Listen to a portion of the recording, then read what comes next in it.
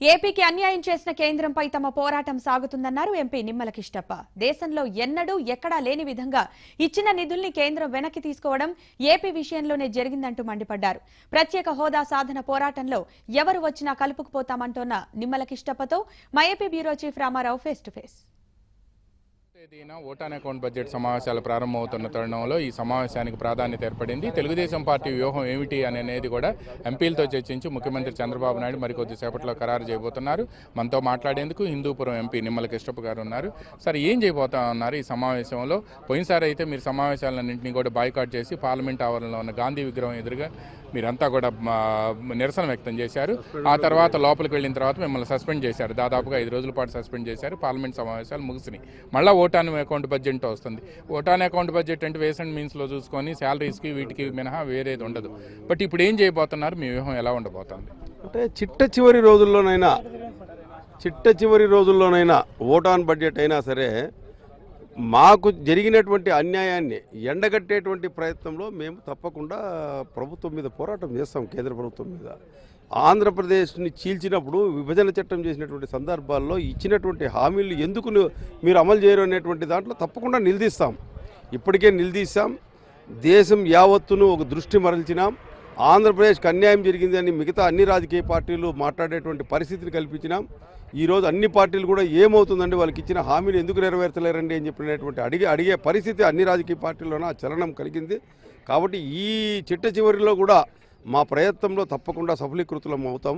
అయితే సాధించమా అనేటువంటి దిశలో అది పక్కన పెడితే ఈ ఆంధ్రప్రదేశ్ రాష్ట్రానికి కేంద్ర ప్రభుత్వం అన్యాయం చేసింది, మొండి వైఖరి అవలంబించింది, అదే పనిగా చేయాలనేటువంటి ఉద్దేశంతోనే చేస్తూ ఉంది. ఉదాహరణకు తీసుకుంటే దేశ చరిత్రలో ఏ రాష్ట్రానికి ఇచ్చిన నిధులు వెనక్కి తీసుకున్నటువంటి దాఖలాలు మొట్టమొదటి ప్రధాని మోడీ గారే ఈ ప్రభుత్వమే ఈ విధంగా అన్యాయం చేసింది.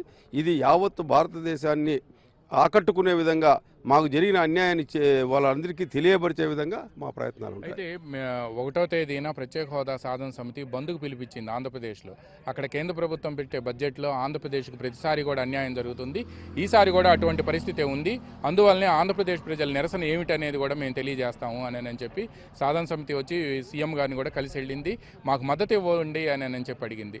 తెలుగుదేశం పార్లమెంటరీ పార్టీ వైపు నుంచి మీరేం సజెస్ట్ చేయబోతున్నారు సీఎంకి? ఆ రోజు మీరు ఎటువంటి ప్రొటెస్ట్ ఇవ్వబోతున్నారు? అంటే ఆల్రెడీ పార్లమెంట్లో చేయాల్సినటువంటి పోరాటాలు ఆల్రెడీ చేస్తూ ఉన్నాం. ఈరోజు కాదు, ప్రత్యేక హోదా సాధన సమితి ఈరోజు కాదు, చాలా సంవత్సరాల నుంచి పనిచేస్తూ ఉంది. బాగా ప్రాంప్ట్గా యాక్టివ్గా పనిచేస్తూ ఉంది. అటువంటి పరిస్థితుల్లో వాళ్ళు చేస్తుండేటువంటి ప్రయత్నానికి మేము తప్పకుండా సపోర్ట్ చేయాల్సినటువంటి అవసరం ఉంది. ఆ విధంగానే ముఖ్యమంత్రి గారికి మా సూచనలు సలహాలు చేస్తాం. చిట్ట చివరిగా పార్టీ తీసుకునే నిర్ణయం మేరకు మేము ముందుకు పోతాం.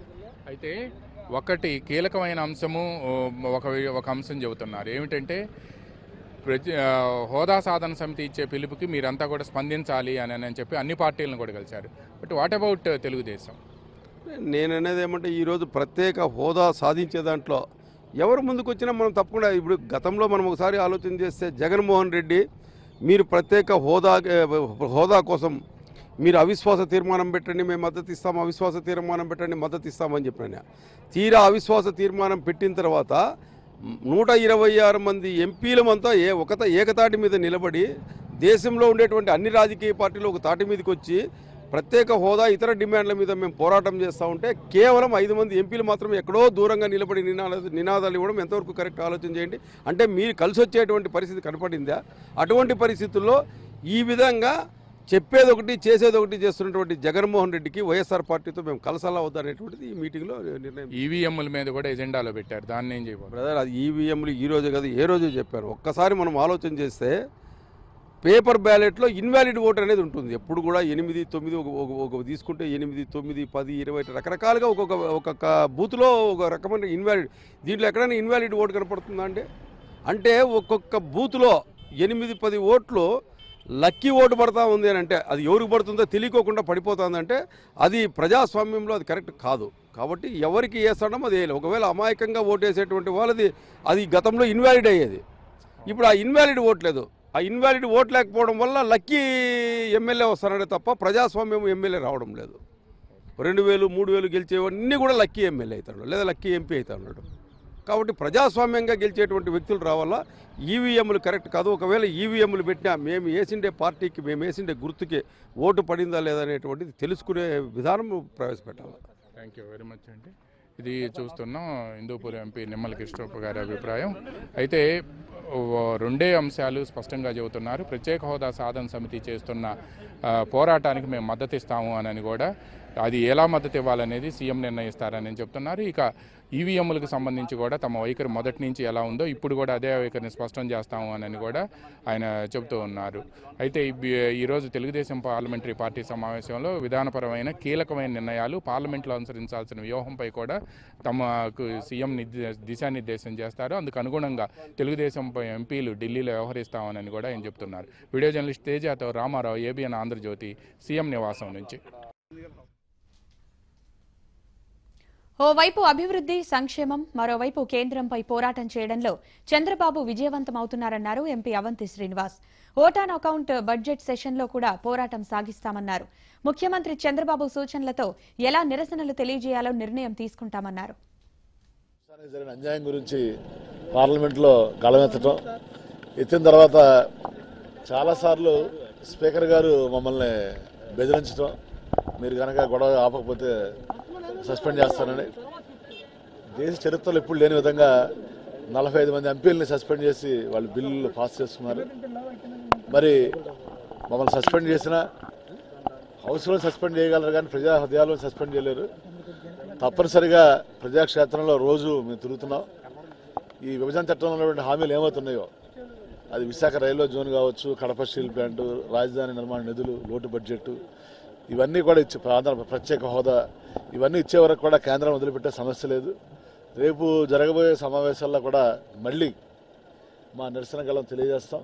తప్పనిసరిగా మా పోరాటాన్ని మరింత ఉధృతం చేస్తాం. ఈ జాతీయ స్థాయిలో కూడా ఈ రోజున ఒక చర్చ జరుగుతుంది ఆంధ్రప్రదేశ్ జరిగిన అన్యాయం గురించి. మరి కాంగ్రెస్ పార్టీతో సహా అందరూ కూడా ఈ రాష్ట్రానికి అన్యాయం జరిగింది, విభజన విషయంలో ప్రత్యేక హోదా ఇవ్వాలి, తెలంగాణకు న్యాయం చేయమన్నా కానీ ఆంధ్రప్రదేశ్కి అన్యాయం చేయమని చెప్పలేదు.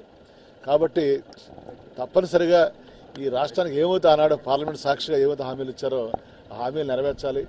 మరి దానికి కార్యాచరణ ఎలా చేయాలి అనేది ఈ రోజున మా అధ్యక్షుల వారు చంద్రబాబు గారు మీటింగ్ పెట్టారు. మీరు చూస్తున్నారు, రోజు ఒక పక్కన సంక్షేమం, ఒక పక్కన అభివృద్ధి చేసుకుంటూ రాష్ట్రంలో, రెండోదేమో కేంద్రం మీద పోరాటం. మామూలు విషయం కాదు. ఎందుకనంటే కేంద్రం కనుక సహకరించుంటే ఇంకా మనం రాష్ట్రం మరింత అభివృద్ధి చెందేది.